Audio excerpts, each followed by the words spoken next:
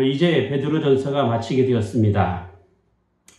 베드로전서는 예수님의 제자인 베드로가 믿음의 형제인 실로아노를 통하여 흩어져 나그네와 같은 인생을 살아가는 기독교인들에게 쓴 서신서라 할 수 있습니다. 당시 편지를 쓸 때에는 전후 사정을 잘 아는 다른 사람의 손을 빌려 대필하는 경우가 많았는데 베드로도 실로아노에게 대필하여 편지를 쓰게 했던 것이지요. 여기에 등장하는 실로아노는 신라라는 이름으로 익히 아는 사람입니다. 신라는 안디옥 교회에서 지도적인 위치에 있는 사람이었는데 사도 바울이 2차 전도여행을 떠나면서 가야 할 사람을 필요로 할 때 함께 했던 사람이기도 합니다. 특히 빌립보라는 이방 지역에서 전도 사역을 할 때 귀신 들려 점을 치는 여종을 도와준 일로 인하여 사도 바울과 함께 감옥에 가서 호초를 받았던 사람이기도 합니다. 이후 신라는 사도 바울을 떠나 베드로와 함께 사역을 하면서 베드로의 편지를 흩어진 이방인 교회에 보낼 때 대신 편지를 쓴 것으로 수종드는 사람이 됩니다. 베드로는 자신의 편지에서 모든 교회를 향하여 쓴 편지의 내용이 하나님의 참된 은혜가 됨을 12절에서 증거하고 있습니다. 12절 말씀입니다. 내가 신실한 형제로 아는 실로아노로 말미암아 너희에게 간단히 써서 권하고 이것이 하나님의 참된 은혜임을 증거하노라. 너희는 이 은혜에 굳게 서라. 베드로가 교회에 증거했던 내용이 무엇이었습니까? 그것은 바로 예수 그리스도를 전하는 복음이었습니다. 그리고 그 복음은 지금의 모든 환난 가운데서 능히 이겨낼 수 있는 구원의 신앙이 된 것이죠. 그러므로 믿음 안에 살아가는 성도라고 한다면 능히 구원하여 주실 예수님 안에서 하나님의 은혜로 굳게 서 있을 것을 권면하고 있는 것입니다. 예수 그리스도를 믿는다는 이유로 온갖 핍박과 서름을 당하는 이방인이었지만 믿음을 가진 성도들을 향한 베드로의 위로가 무엇이었을까요? 그것은 바로 온전케 하시며 강하게 하시며 굳게 하시며 저를 경고케 하실 예수 그리스도로 말미암아 은혜와 평강이 넘치게 됨을 말하고 있는 것입니다. 베드로의 편지, 즉 베드로전서에 유독 강조하는 단어가 있다면 은혜와 평강입니다. 은혜라는 단어는 베드로전서에 총 9번이나 언급되고 있으며 평강이라는 단어는 편지 서두에서 언급하고 그리고 편지 마지막에 다시 또한 언급하였습니다. 그리고 베드로는 이렇게 강조하고 있는 하나님의 은혜가 복음이란 사실을 밝히면서 평강의 주님 안에서 굳게 설 것을 권면하고 있는 것입니다. 사실 베드로의 이러한 권면은 고난과 어려움 가운데 있는 나그네와 같은 인생을 살아가는 성도들을 향한 위로가 되기 위한 것이었습니다. 비록 이 땅에서 살 수망이 없지만 하나님 나라를 향한 구원의 신앙이 얼마나 하나님의 은혜로 이루고 있는지 또 교회를 세워가고 있는 성도들에게 전하고자 했던 것입니다. 그래서 은혜와 평강이 많아지기를 간절히 바랐던 것이고 생명의 유업을 함께 받을 성도로 귀히 여기며 서로 받은 은사에 따라 봉사하라고 한 것입니다. 이렇게 베드로는 편지를 통하여 은혜를 주신 하나님 안에서 평강 누리기를 기원하고 있는 것입니다. 특별히 사도 바울과 함께 이방인의 사역자로서 수고하였던 실로아노를 신실한 믿음의 형제로 언급하면서 그가 전한 복음의 내용을 하나님의 말씀으로 받아들일 것을 말씀하고 있습니다. 이것은 교회가 실로아노를 통하여 복음의 편지가 전달받을 때 베드로가 인정한 사역자로 맞이하기를 바라는 그런 마음에서였고 자칫 사역자를 향한 불신으로 복음을 업신여기는 잘못을 하지 않기 위함이었던 것입니다. 베드로가 전하는 하나님의 복음은 단순히 도덕이나 윤리를 지켜서 종교 생활로 만족하는 율법이 아니라는 것이죠. 구원의 생명을 누리며 영원한 영광으로 들어가게 하는 그 내용이 들어가 있는 것입니다. 그래서 어려움 가운데서 자신의 신앙을 지키려고 애를 쓰는 성도들을 향하여 하나님의 말씀인 복음으로 구원의 생명을 풍성하게 누리게 하도록 한 것이죠. 생명을 다루는 하나님의 말씀은 이 땅에서의 삶으로 끝내지 않고 결국 저 영원한 하나님 나라로 들어가게 하는 구원의 내용이 들어가 있는 것입니다. 자, 이제 베드로는 교회를 향하여 실로아노뿐만 아니라 함께 택함을 받은 바벨론에 있는 교회와 그리고 또한 아들로 삼은 마가를 함께 소개를 하고 있습니다. 13절 말씀을 보겠습니다. 함께 택하심을 받은 바벨론에 있는 교회가 너희에게 문안하고 내 아들 마가도 그러하느니라. 자, 여기에 등장하는 바벨론에 있는 교회는 사실 신학자마다 의견이 분분합니다. 왜냐하면 원어에 보면 바벨론에 있는 그녀, 즉 헨 바벨론이라고 기록되어 있기 때문입니다. 그래서 바벨론은 어떤 것이며 그녀는 누구를 가리키고 있는가에 대한 타당한 해명이 또한 필요했던 것이죠. 바벨론은 예로부터 애국과 연관시켜 이야기를 많이 하고 있습니다. 또한 구약시대에 바벨론 제국을 또한 언급하기도 합니다. 하지만 애굽에 초기 기독교 교회가 세워졌다는 보고가 사실 없습니다. 물론 구약시대 바벨론 제국도 마찬가지죠. 더구나 애굽에서 흩어져 나그네와 같은 삶을 살아가는 성도들에게 문안 인사를 했다는 것은 다소 좀 생뚱한 이야기가 됩니다. 그러기에 애굽보다는 초기 교회를 형성하고 있는 신앙 공동체가 언급하는 바벨론은 핍박한 로마를 상징하고 있다 이렇게 말할 수 있을 것입니다. 따라서 여기 언급된 바벨론은 세계를 지배하고 있었던 세상의 정부를 상징하는 로마로 이야기하는 것이 타당하며 로마는 세상의 정부뿐만 아니라 타락과 부도덕과 불경건한 도시였다 할 수 있습니다. 요한계시록 17장에 보면 큰 바벨론을 성도들과 예수의 증인을 핍박하는 음녀와 또 가증한 것들의 어미라고 표현한 것으로 볼 때 초대교회 당시 기독교를 핍박했던 로마를 바벨론으로 이해하는 것이 자연스러울 것입니다. 그런데 이렇게 타락한 바벨론에 있는 그녀가 택하심을 받았다라는 것이죠. 여기서 말하는 그녀는 로마에 있는 믿음의 여성을 이야기할 수 있을 것입니다. 혹자는 로마서에 등장하는 여인을 이야기하기도 합니다. 하지만 단순히 로마에 있는 여성만을 두고 택하심을 받은 바벨론이라고 표현했기보다는 교회인 에클레시아가 여성 명사인 까닭에 그녀라는 표현은 즉 교회를 가리키고 있다 할 것입니다. 한글 번역에는 친절하게 바벨론에 있는 교회라고 의역하여 보다 분명한 이해를 시키고 있는 것이죠. 자, 종합하자면 신앙 때문에 핍박하는 세상 주관자요 음란과 부도덕과 불경한 로마에서 하나님의 은혜로 인하여 교회를 세워가는 택함을 받은 성도들이 흩어져 나그네와 같은 신앙생활하는 성도들에게 문안 인사를 한다는 것입니다. 로마에 있는 교회가 핍박받는 이방인 성도들에게 문안 인사를 한다는 것은 복음 때문에 받는 여러 환난 가운데서 얼마나 큰 위로와 격려가 아닌지 모릅니다. 그것은 그 심한 어려움에서 같은 처지에 놓여 있는 사람의 인사를 받는 것과 마찬가지이기 때문입니다.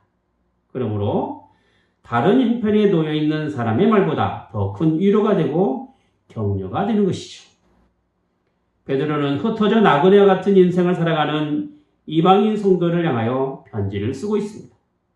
그리고 마지막 인사말에 바벨론에 있는 교회가 문안 인사를 하는 것으로 언급하고 있는 것에는 어쩌면 거대한 세상의 세력 앞에서 함께 바벨론과 같은 상황에 놓여 있을 수밖에 없는 모든 교회를 향한 위로와 격려의 말씀이라 이렇게 말할 수 있을 것입니다. 또 여기에 등장하는 인물로서 마가가 있습니다. 마가 요한이라고 부르는 사람인데 사도행전 12장에 보면 베드로가 옥에 갇혔을 때 옥문이 열리고 천사에 끌려 옥에서 나와 간 곳이 바로 마가의 어머니인 마리아의 집입니다. 우리가 흔히 알고 있는 마가 다락방이 있는 곳이죠. 어머니의 신앙에 따라 복음을 위하여 헌신한 마가의 활동은 바울과 바나바가 함께 전도 여행을 떠날 때 동행한 인물이 되기도 합니다. 물론 사도 바울과 맞지 않는 관계로 도중에 되돌아가기도 했지만 사도 바울이 옥에 갇혔을 때 곁에 머물면서 도움을 준 사람이기도 합니다. 베드로와의 친분은 성령 제모라 있던 마가 다락방에서부터 어려울 때 그의 어머니와 함께 도움을 주었고 베드로가 로마에 가서 최후를 마칠 때까지 그의 영적 아들로서 복음에 대한 자료를 이어받아 신앙의 유산을 남긴 일을 하기도 했습니다. 이렇게 마가는 베드로에게 문안 인사를 주고받는 사역자로 소개를 받게 됩니다. 그러므로 여기에서 말하는 베드로가 내 아들이다 라고 표현한 것은 친아들의 개념으로 하는 말이 아니라 신앙의 지도자인 베드로와 또한 제자로서 함께했던 마가의 관계가 신뢰와 사랑으로 맺어진 사이가 되었다라는 것을 표현하고 있는 것이죠. 사도 바울도 디모데를 향하여 아들이라는 표현을 사용한 것으로 볼 때 믿음으로 맺어진 서로의 관계가 여느 부모와 자녀와의 관계처럼 가족으로 연결되어 있음을 확인할 수 있다는 것입니다. 마가는 마가복음을 쓴 저자이기도 합니다. 신약 성경에서 복음서로는 처음으로 기록된 마가복음은 예수님의 생애가 시간 순서에 따라 기록되어 있어서 후에 등장하는 복음서의 기록에 영향을 미칠 정도로 우선이 될 만큼의 복음서이기도 합니다. 비록 마가는 예수님의 제자도 아니었고 사도로서 공식적으로 인정받은 사람은 분명 아니었지만 예수님의 십자가 죽음과 부활을 직접 목격한 사람이었고 사도 바울과 베드로를 도와 복음사에게 함께 충성한 사람이었습니다. 특히 어머니 마리아와 그의 외삼촌이 되는 바나바의 신앙에 따라 복음을 위하여 헌신한 마가는 베드로가 로마에 있으면서 죽을 때까지 끝까지 함께한 인물이었습니다. 그래서 마가복음에 보면 유독 베드로의 이야기가 많이 등장하여 마가복음을 일명 베드로의 복음이라는 별명이 주어지기도 했습니다. 마가는 혼자 하는 것보다 초대교회를 형성할 때 중요하게 사역했던 위대한 인물인 사도 바울이나 베드로와 같이 짝을 이루어 그 사역하는 일에 최고의 역량을 발휘하는 인물이 되지 않았나 생각이 됩니다. 전승에 의하면 마가는 말년에 알렉산드리아에서 교회를 세우며 그곳에서 감독으로 있다가 순교를 당했다라고 합니다. 이처럼 베드로는 마지막 인사말을 통하여 실로아노와 로마에 있는 교회 성도와 마가를 주님의 신실한 종이요 사역자로 소개함으로써 서로에 대한 안부와 인사를 통해서 위로와 격려를 받고 하나님의 은혜와 평강이 있기를 기원하였던 것입니다. 베드로는 소개한 교회들의 인사말을 전한 후 편지를 받은 수신자들에게 입맞춤으로 피차 문안하라고 권면하고 있습니다. 14절 말씀입니다.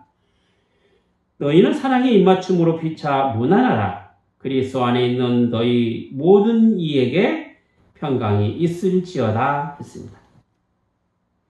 성도의 교제는 단순히 서로의 안부를 묻는 정보의 교환이 아닙니다.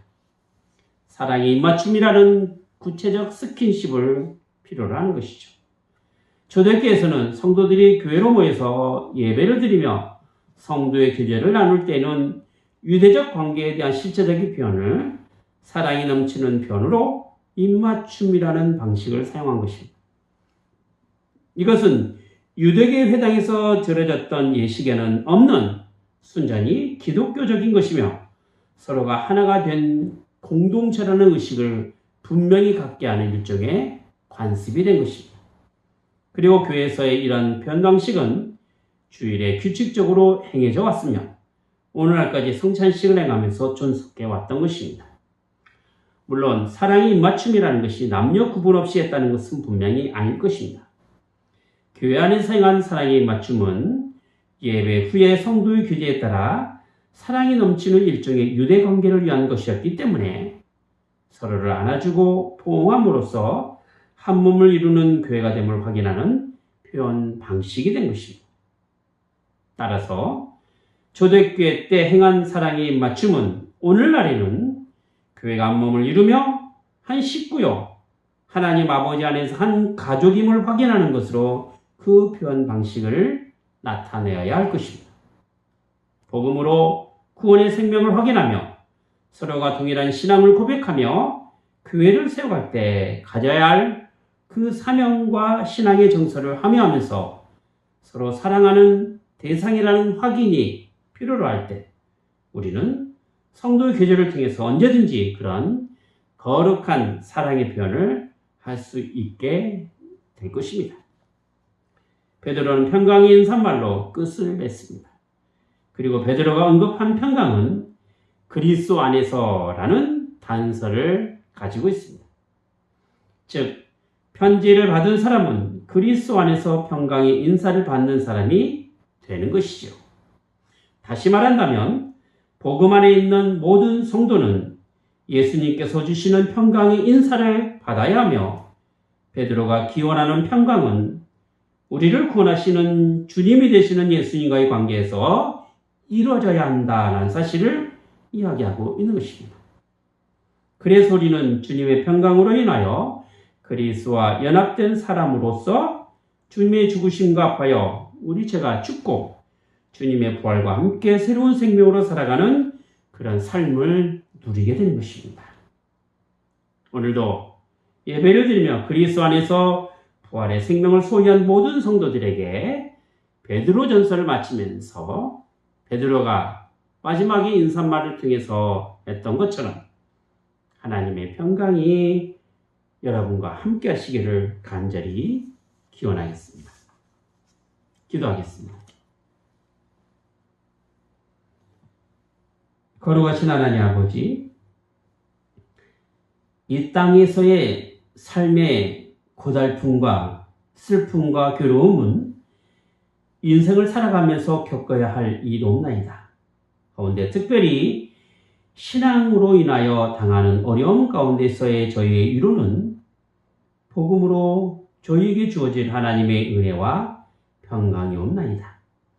초대교회 당시 흩어져 나그네와 같은 인생을 살아왔던 그런 교회를 향한 베드로의 편지는 비록 어려운 현실에서도 하늘의 소망을 부여잡고 주님께서 주시는 그 은혜의 복음으로 어떤 상에서도 믿음을 잃지 않고 거룩한 삶을 부여잡고 살라는 그러한 권면이었습니다. 이제 바벨론적인 거대한 세상 세력이 저희가 당하는 여러 형편과 처지에 따라 흔들고 넘어뜨리라고 할지라도 하나님께서 택하시고 부르신 거룩한 교회로서 믿음에 따라 살아가게 하시고 또 하나님께서 예배해 두신 그 하나님 나라를 온전히 소망하며 이 땅에서 믿음으로 승리하는 인생이 되게 하여 주시옵소서. 주 예수 그리스도 이름으로 기도하옵나이다. 아멘.